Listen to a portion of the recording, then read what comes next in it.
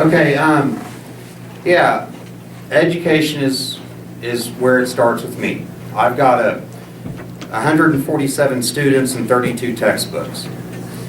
And to be quite honest, education has not been a priority in the state of Oklahoma. Although we grew as an economy, we're not in a recession, we actually grew as an economy 3.2% last year. We had some money, but we decided to not fund education at all. In fact, what we did instead is we took $64 million and put it towards private schools.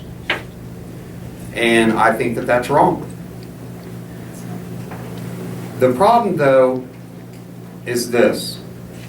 I feel that and Don's a very nice man, but the luxury that the senator has is that when you're in office, you have over $80,000 in your campaign account to spend. When you're a challenger, the luxury that you have is you're able to force that incumbent to run on his record. And this is the record. Out of 761 votes on the Senate floor, Senator Barrington voted no 8 times. It's a Republican-led Senate, House, and executive branch, and I don't care if it's Republican or Democrat, that's not the issue. We're talking about leadership. What that means is that he agreed with the Senate 99.98% of the time. It's very hard for me to imagine looking out at this audience that you agree with the Senate 99.98% of the time. And I don't call that representation.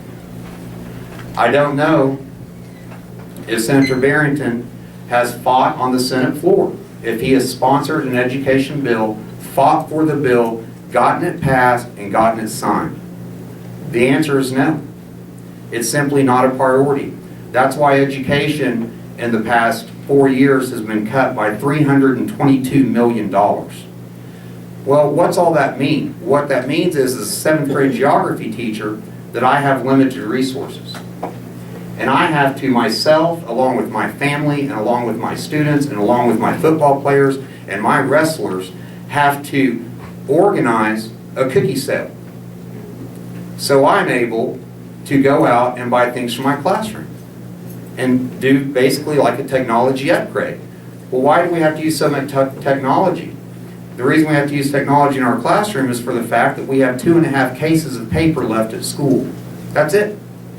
I'm buying paper, ink cartridges, and I'm in the middle of the fight.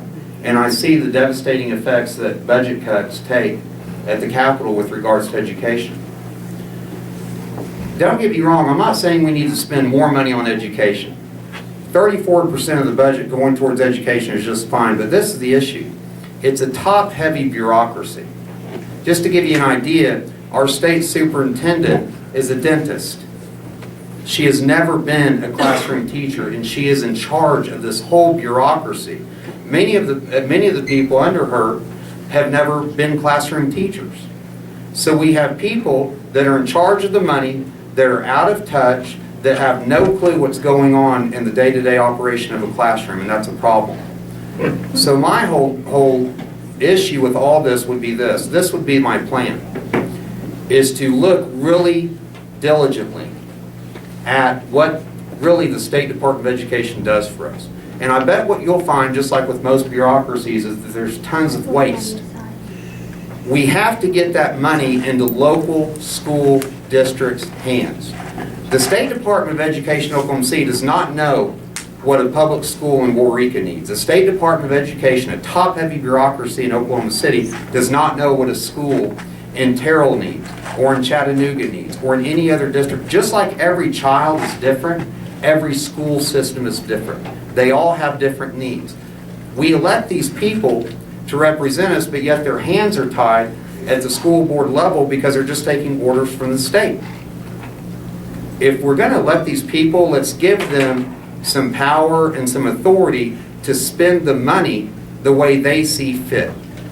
So it's not a matter of throwing more money at education, it's a matter of deregulating this top-heavy bureaucracy that has no clue what we're doing in the classroom on a day-to-day basis.